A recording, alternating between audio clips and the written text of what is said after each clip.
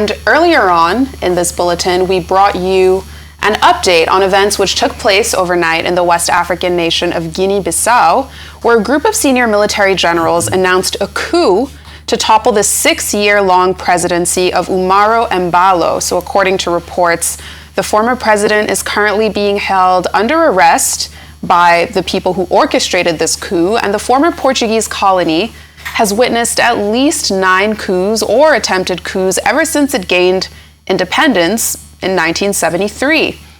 Arise News analyst Dayo Sobowale joins us now to discuss this coup and what really needs to be done to safeguard democracy in Africa. Mr. Sobowale, thank you for joining us on this very important topic. Good afternoon. It's a pleasure being here, Suja. Yes. Right. So, earlier this morning, I saw a post on X that basically said that Africans are not mature enough to accept democratic governing. It's a strong statement, but seeing as we have seen so many coups in West Africa in the last few years, is democracy even possible here? And what's your reaction to this latest one in Guinea? Yes, well, you see, the person who said we are not mature for democracy, let me quarrel with that statement first. Because even the most mature democracy, that is the US, a senator once, just last week, told soldiers not to obey orders. And the administration is trying to take him to task. So there is nowhere in the world where you don't have challenge to authority. Challenge to authority. In a democracy, if you want to challenge a democratically elected government, you wait for your turn at the polls. But when you try to bring in the military, then you are being anti-democratic. But then the panacea to not having the sort of thing you have in Guinea-Bissau is good government, good responsive government. Good responsive government. But at the same time, it is a government that must have strength enough to make sure that those who remove it by force know its strength, that it has clout, it has legitimacy. You see, if you have win an election fairly, you have legitimacy. But if you cannot govern, then you have a problem with your legitimacy. Like Atiku said just now over the situation in Nigeria, that if a government cannot defend against people who are testing its authority, then it is not a government. You get me? And maybe the president is responding to that, the address he gave yesterday, outlining so many things on the ground. But you see, democracy is about elections and making promises and making sure those promises are kept, and not rigging election, most importantly. And the democratic process, like we said here yesterday, must have integrity. People must be able to trust it. I was reading something overnight that said that, you see, in democracies, money has crept in globally. That, you see, information is power, but money drives information nowadays. And that if you are to use the Dow Jones standard, that you see, the money has taken over the market because the market has lost interest in democracy. That's saying that people have become apathetic towards democracy. They don't trust the electoral process, and so they don't even turn out to vote. You can see what happened in Guinea-Bissau. They were about to announce the election. Get me? But at the story, you have to be very careful, because I read somewhere that the incumbent president, who would have lost, is the one orchestrating the whole thing so that he will stay in power. Because it's just, according to agents France, AFP, he just told them, he phoned them to announce he has been deposed. You get me? So it's an unfolding situation. But then, let us not take it in isolation. We have observers for the election, about 6,000. Did they expect the election to fail before? And then they are caught in a quandary now, they cannot go out. So people going to monitor elections should be very, very cautious.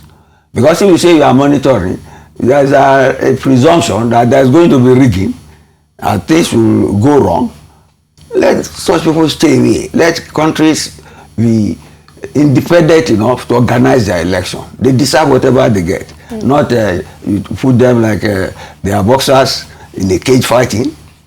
You see what has happened? It is anti-democratic, and it's not something anybody should emulate.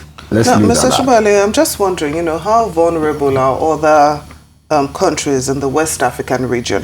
And then is it even possible, for African countries to professionalize their armed forces so that they will remain neutral security institutions instead of actually delving into politics? Yes, we are talking about the professionalism of the armed forces. We should talk of their expertise and efficiency. The insurgents all over West Africa have better equipment than most army. It's only of recent that I heard that our own army, we don't have up to 500,000. Yes, guarding all of us 200 million. Although it's not the game of numbers, but equipment and intelligence. That's why Israel is able to take on the millions of the hostile Arab nations surrounding it. But that number is too small. It's too small. And then again, you see, they say the army must have the belly to fight. You get me? Our own army, the way I see our generals and all that, you can see there are people who are comfortable. You see, the American Secretary of War just said that generals who are fat or who look unfit should be taken out of the army. It's as bad as that. It's a physical education issue.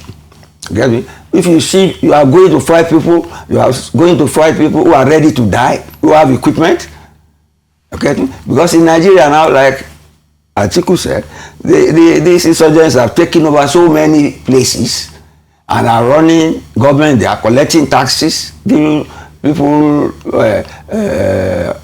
access to hospitals built by government, which has fled.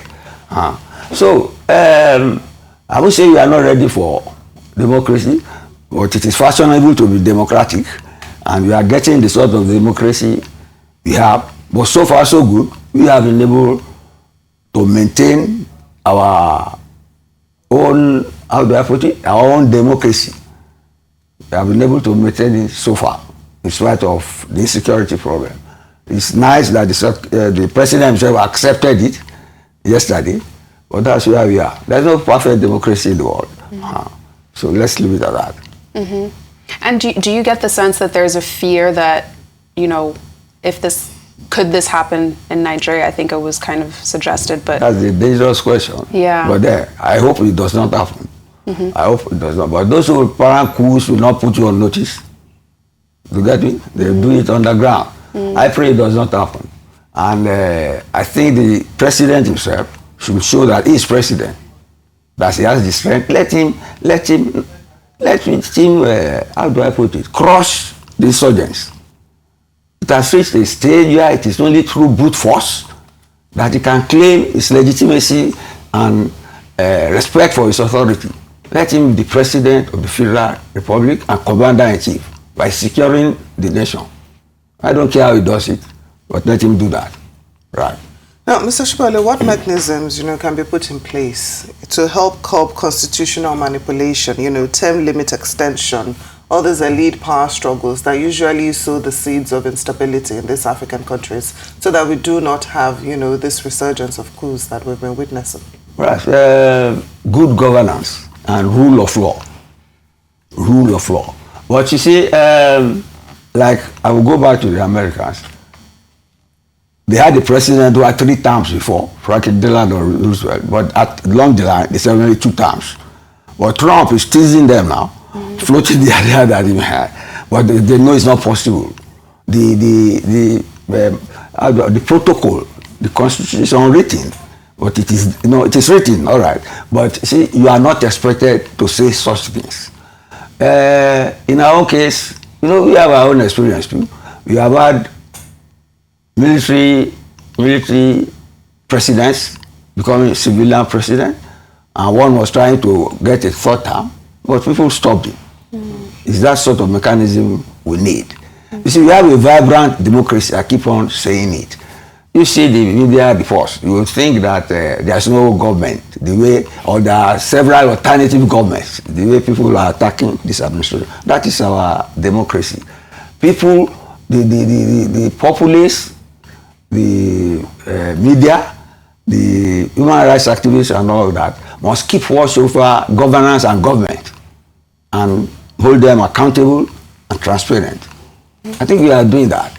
But then, you see, if all that does not translate to food on the table, people get disenchanted with democracy. Affordability, that's the most serious danger facing democracy all over the world. Affordability. People want to be able to afford the good things of life. Send children to school, have their roof over their head and all that.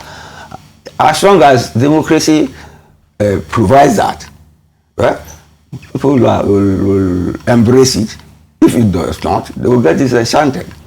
And if people get disenchanted, they look for any alternative to govern them. Yes. Very interesting topic. Mr. Dayo Sobowale, thank you so much for joining us on this. Thank you.